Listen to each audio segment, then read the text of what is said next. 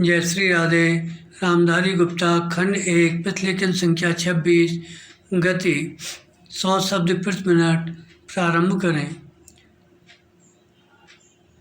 सभापति महोदय, खेती के बाद उद्योग का हमारे देश के आर्थिक जीवन में बड़ा प्रमुख और महत्वपूर्ण स्थान है। स्वतंत्रता के बाद देश में बड़े बड़े और मौलिक उद्योग धंधे खड़े किए गए हैं, जिनकी बहुत आवश्यकता थी। उस दिशा में अच्छा प्रयास किया गया है और उसमें बड़ी सफलता भी मिली है। विराम। लेकिन जहाँ बड़े बड़े उद्योग धंधे खड़े हुए, वहाँ छोटे छोटे उद्योग धंधों की, विशेष रूप से उन उद्योग धंधों की जो देश में परंपरा से चले आ रहे थे, बड़ी उपेक्षा हुई। बहुत से उद्योग धंधे अपने पुराने ढंग से चले आ रहे हैं, उनमें कोई नया परिवर्तन नहीं लाया जा सकता है, उनका कोई विकास नहीं हो सकता है। विराम।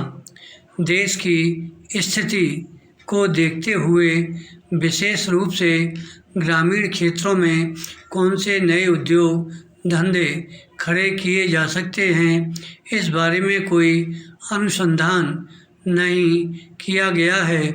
खादी और ग्रामोद्योग स्थापित किया गया और उसने खादी और कुछ ग्रामीण उद्योग धंधों को लिया, लेकिन उसकी भी कुछ सीमाएं हैं। विराम। पैरा।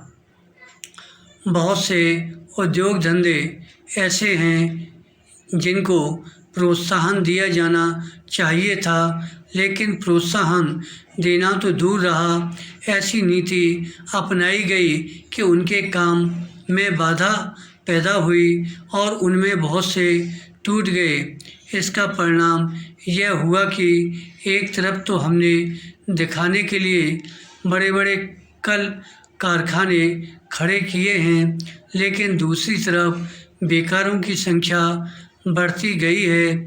आज यह समस्या एक भीषण रूप में हमारे सामने आई है।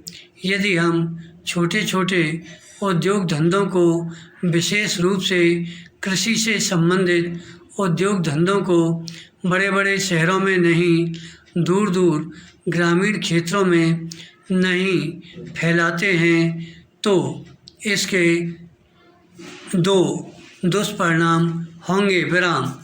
एक तो उद्योगों का केंद्रीकरण होगा, दूसरे शहरों की जनसंख्या बढ़ेगी, जिससे अनेक जटिल समस्याएं पैदा होंगी। इससे हर एक आदमी को काम नहीं मिलेगा और हमारे जो पुराने उद्योग धंधे जीवन से संबंधित सामग्रियां तैयार करते हैं, उन पर बुरा प्रभाव पड़ेगा।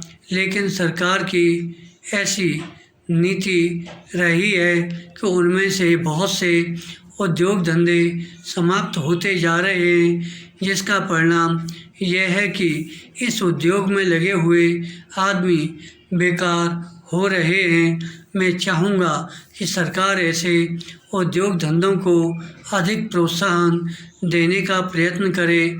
इस प्रयत्न के लिए हम इस मौके पर सरकार का समर्थन देशभक्ति की भावनाओं से करते हैं। विराम। धन्यवाद।